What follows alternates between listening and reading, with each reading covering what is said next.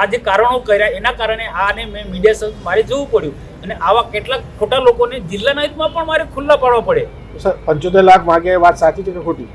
હવે તપાસનો વિષય છે, પણ કલેક્ટરે આજે કબૂલ કર્યું કે એ અમને કહ્યું હતું એમને, અને એ કાર્યપાલક ઇજનેર રજા પર ઉતરી ગયા છે. કાર્યપાલક ઇજનેરને પણ એ બોલાવવાના છે હમણાં 2 દિવસમાં. કલેક્ટર પણ આવનારો એ સમય બતાવશે, પણ એટલું નક્કી કે મને ને નીલભાઈને હેલીપેડ પર કલેક્ટર સાહેબે અને કાર્યપાલક ઇજનેરે જે વાત કરી હતી એ વાત એમને સ્વીકારી કે ડેડિયાપાડાના ધારાસભ્ય ચૈતર વસાવાએ ખરેખર અધિકારી પાસેથી 75 લાખ રૂપિયા માંગ્યા છે કે કેમ, એ જ દરેક વાતને લઈને હવે મનસુખ વસાવાનો મોટો ખુલાસો સામે આવ્યો છે. મનસુખ વસાવાએ સીધું જ કહ્યું છે કે કલેક્ટરે સ્વીકાર કર્યો છે કે ખરેખર ચૈતર વસાવાએ 75 લાખ રૂપિયા માંગ્યા છે. વિગતે ચર્ચા કરીએ સમગ્ર વિષયની. નમસ્કાર, હું હંસિની અને તમે જોઈ રહ્યા છો નિર્ભય ન્યૂઝ. 75 લાખના આક્ષેપને લઈને સૌથી પહેલા ચૈતર વસાવા કલેક્ટર કચેરી પહોંચ્યા હતા અને એ બાદ આજે મનસુખ વસાવા ત્યાં પહોંચ્યા. એ બાદ મનસુખ વસાવાનું એક નિવેદન સામે આવ્યું, જેમાં તેઓ કહી રહ્યા છે કે કલેક્ટરે સ્વીકાર્યું છે કે ચૈતર વસાવા જે ડેડિયાપાડાના ધારાસભ્ય છે તેમને 75 લાખ રૂપિયાની માંગણી કરી છે. સૌથી પહેલા તો મનસુખ વસાવાએ શું કહ્યું તે સાંભળીએ. આપી દેવા એટલા માટે તમને કહ્યું, અમને કહ્યું. એમના મનમાં એવું હતું કે આ જે વાત છે મનસુખભાઈ ને નીલભાઈ ગુપ્ત રાખશે, એટલે એ થોડા એ પણ દીધોમાં હતા. અને મારો પણ ઉદ્દેશ એવો હતો કે એને હાઇલાઇટ કરવું નહોતું, પણ આ જે કારણો કર્યા એના કારણે આને મેં મીડિયા મારે જવું પડ્યું અને આવા કેટલાક ખોટા લોકોને જિલ્લાના હિતમાં પણ મારે ખુલ્લા પાડવા પડે. સર 75 લાખ માંગે એ વાત સાચી છે કે ખોટી? હવે તપાસનો વિષય છે, પણ કલેક્ટરે આજે કબૂલ કર્યું કે એ અમને કહ્યું હતું એમને, અને એ કાર્યપાલક ઇજનેર રજા પર ઉતરી ગયા છે. કાર્યપાલક ઇજનેરને પણ એ બોલાવવાના છે હમણાં 2 દિવસમાં. કલેક્ટર પણ આવનારો એ સમય બતાવશે, પણ એટલું નક્કી કે મને ને નીલભાઈને હેલીપેડ પર કલેક્ટર સાહેબે અને કાર્યપાલક ઇજનેરે જે વાત કરી હતી એ વાત એમને સ્વીકારી કે અમે ઉપજાઈ કાઢેલી આ વાત નથી. કલેક્ટર શ્રી નર્મદા અને કાર્યપાલક ઇજનેર નર્મદાએ અમને હેલીપેડ પર કહેલી વાત આજે એમને કલેક્ટર સાહેબે સ્વીકારી. સાહેબ એક વાત પાકી આપી દેવાનો, કલેક્ટર ઘરે ઘરે યુટર્ન એમાં એવું નથી. એમને એવું કીધું કે ચૈતરભાઈ અહીંયા આવીને એ વાત કરી કે તમે કલેક્ટર ઓફિસમાં મનસુખભાઈને બોલાયા, નીલભાઈ રાવ ભાજપના પ્રમુખને બોલાયા, ના 75 લાખ રૂપિયાની વાત કરી. તો એ વાત અહીંની વાત ખોટી છે એમ કેવું છે એમને. અને ત્યાં હેલીપેડ તો કે જ છે નહીં કરતા. એમાં શું છે, એમને એવું કેવું છે કે આ વિષય આખો ગંભીર વિષય છે અને આખો તપાસનો વિષય છે અને મારી પણ કેટલીક ઘણી મર્યાદા છે. એટલે હું કોઈ આના પર પડદો નથી પાડતો. આને હું યોગ્ય દિશામાં સરકારને પણ ધ્યાન દોર્યું છું અને એને તપાસમાં આગળ વધી રહ્યા છે એમને વાત કરી. હવે મનસુખભાઈ શું કરશે? જો હું તો એક જ વસ્તુ છે કે 2047 સુધીમાં દેશના પ્રધાનમંત્રી નરેન્દ્રભાઈ મોદી સાહેબ વિકસિત ભારત બનવા માંગે છે. એની સાથે ગુજરાત પણ એક ક્ષેત્રની અંદર વિકાસ કરવાનો છે. અને નર્મદા જિલ્લો પણ અવિકસિત જિલ્લો છે, અતિ પછાત જિલ્લો છે. એમાંથી આપણે બહાર કાઢવો છે.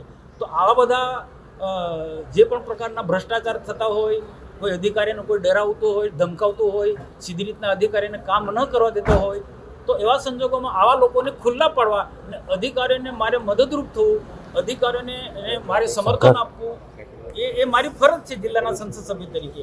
અને જ્યારે આખો દેશ ને ગુજરાત જ્યારે ખૂબ વિકાસના માર્ગે આગળ વધી રહ્યો હોય તો તેવા સંજોગોમાં નર્મદા જિલ્લો પાછળ ના રહી જાય, નર્મદા જિલ્લાનો પણ એક ક્ષેત્રે વિકાસ થાય એ ઉદ્દેશ્ય સાથે હું લડી રહ્યો છું. અને ખોટા લોકોની સામે લડવાનું ભલે જે પણ કોઈ હોય, અમારી પાર્ટીના લોકો એમની પણ હું વાત કરું છું કે સામે આમ આદમી પાર્ટી હોય કે બીજા કોઈ પણ હોય, હું બિલકુલ જે સત્યની લડાઈ લડી રહ્યો છું અને નર્મદા જિલ્લાના હિતના. બાકામાં વ્યક્તિગત મારો કોઈ પ્રશ્ન નથી. કોઈ સરકારની સામે બેફામ બોલતા હોય, અધિકારીઓને ડરાવતા ધમકાવતા હોય, તો એવાની સામે જ મારી લડાઈ હોય છે. સાહેબ આપે જે વાત કરી હતી કે રેકોર્ડિંગ કલેક્ટર પાસેની છે, તો એ રેકોર્ડિંગના આધારે કલેક્ટર કોઈ કાર્યવાહી કરશે ખરા? જો આજે કલેક્ટરને અમે મળ્યા પણ એ પણ રજા પર છે, પણ આજે હું આવવાનો હતો, નીલભાઈ સાથે જવાના હતા, એટલા કારણે એ રોકાયા છે. એ આવનારા દિવસોમાં હજુ સમય લઈને આનો આ બધી જ બાબત પણ જિલ્લામાં રાબેતા મુજબ સારી રીતના ચાલે, જિલ્લાનો એક સારો વિકાસ થાય, એક ક્ષેત્રે વિકાસ થાય અને બીજા બધા જિલ્લાઓની જેમ નર્મદા જિલ્લાનો પણ એક સર્વાંગી વિકાસ થાય, એ જ અમારો મુખ્ય ઉદ્દેશ્ય છે. સંસદ સભ્યએ એવું કીધું કે ભારતીય જનતા પાર્ટી છોડી દઈશ. આજના જવાબ કલેક્ટરના તમને સેટિસ્ફેક્શન? હા ચાલો. આજના જવાબ પછી સંસદ સભ્યનું શું રિએક્શન? જો આજે ચૈતરભાઈ વસાવાને કલેક્ટર સાહેબે જે જવાબ આપ્યો હતો એ જવાબ પરથી આખા સમાજની અંદર, પાર્ટીની અંદર, લોકોની અંદર, આમ પ્રજાને, મીડિયા જગતમાં પણ હું ખોટો છું એવું સાબિત થતું હતું. તો હું સાચો છું એ સાબિત કરવા માટે આ મેં સ્ટેન્ડ લીધું કે જો મારી સાથે ન્યાય નહીં થાય તો હું પાર્ટી છોડી દઈશ. એ વાત મેં બહુ સ્પષ્ટ, આજે પણ એ વાતને વળગી રહી, પણ આજે પાર્ટી મારી સાથે છે અને સરકાર પણ મારી સાથે છે અને સત્યની લડાઈ લડું છું.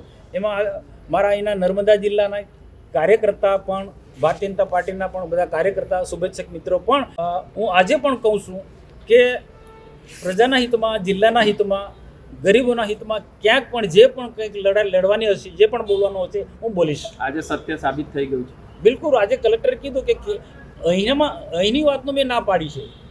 કેવડિયામાં તો વાત થઈ, હું તો ક્યાં ના પાડું છું. એમને આજે પણ કીધું કે કેવડિયા જે આપણી વાર્તાલાપ થઈ હતી કાર્યપાલક ઇજનેરની બીજા બધા સાથે, કે તમારી સાથે, જિલ્લા પ્રમુખ નીલભાઈ રાવ સાથે, એ એમને આજે પણ છું કે એ વાત આજે પણ હું કહું છું કે એ વાત સાચી છે ને એમાંથી ફરી નથી જતા. પણ અહીંયા જે ધારાસભ્ય ચૈતર વસાવે કીધું કે અહીંયા કલેક્ટર ઓફિસમાં મનસુખભાઈને, નીલ રાવને તમે વાત કરી, એ વાત ખોટી છે. ચૈતરભાઈએ પૈસા માંગ્યા છે એવું કલેક્ટરે સ્વીકાર્યું છે આપની સમક્ષ. હવે એ મુખ્ય કાર્યપાલક ઇજનેર આખી બધી માહિતી જાણે છે. જે પણ વાર્તાલાપ થયો હતો ચૈતરભાઈનો, એ કાર્યપાલક ઇજનેર સાથે વાર્તાલાપ થયો છે, એ આવનારો સમય બતાવશે. કાર્યપાલક ઇજનેર આજના દિવસથી કેમ રજા પર ઉતરી ગયા? 6 તારીખના રજા પરથી અત્યાર સુધી હાજર નથી થયા. કંઈક જો તો રંધાયું હશે ને સાહેબ? નહીં, એવું નહીં. આપણે જો અધિકારીને સપોર્ટ આપવો પડે, અધિકારીઓને આપણા નર્મદા જિલ્લા પૂરતું જ નથી, આમ આદમી પાર્ટીના નેતાઓ તમે જો આખા ગુજરાતની અંદર સરકાર આટલું સુંદર કામ કરે છે છતાં પણ સરકારને બેફામ ગાળો દે છે, સરકારના મંત્રીઓને ગાળો દે છે, અમારા જેવાને ગાળો દે છે, સરકારી અધિકારીઓને ગાળો દે. તો આવા સંજોગોને અધિકારીઓને પણ પ્રોત્સાહિત કરવું, અધિકારીને પડખે રહેવું એ અમારી ફરજ છે. ઓકે. અનિલભાઈ, છેલ્લા ઘણા સમયથી આ મુદ્દો ચર્ચામાં આવ્યો છે. એવામાં જ્યારે મનસુખ વસાવાએ ચૈતર વસાવાના ઉપર 75 લાખના આક્ષેપો મૂક્યા હતા, સરકારી કાર્યક્રમને લઈને જ્યારથી ચૈતર વસાવા મેદાન આવે છે એ બાદ મનસુખ વસાવા મેદાન આવ્યા, તેમને 75 લાખના આક્ષેપ મૂક્યા. ચૈતર વસાવા કલેક્ટર કચેરી પહોંચ્યા, કલેક્ટરે આ આક્ષેપોની ના પાડી અને એ બાદ આજે ફરી એક વખત મનસુખ વસાવા કલેક્ટર કચેરી પહોંચ્યા છે અને કલેક્ટરે આ આક્ષેપોની હા પાડી છે. જોકે હવે તપાસનો વિષય એ છે કે આ સમગ્ર વાતની અંદર શું ખુલાસા થાય છે, કારણ કે એક બાજુ મનસુખ વસાવા એવું કહી રહ્યા છે કે કલેક્ટરે સ્વીકાર્યું છે કે અધિકારી પાસેથી ચૈતર વસાવાએ 75 લાખ રૂપિયાની માંગણી કરી છે, અને બીજી બાજુ ચૈતર વસાવા આ વાતને લઈને ના પાડી રહ્યા છે. જોવાનું રહેશે કે આ સમગ્ર વિષયને લઈને હવે કયા ખુલાસા થાય છે અને તપાસની અંદર શું બહાર આવશે.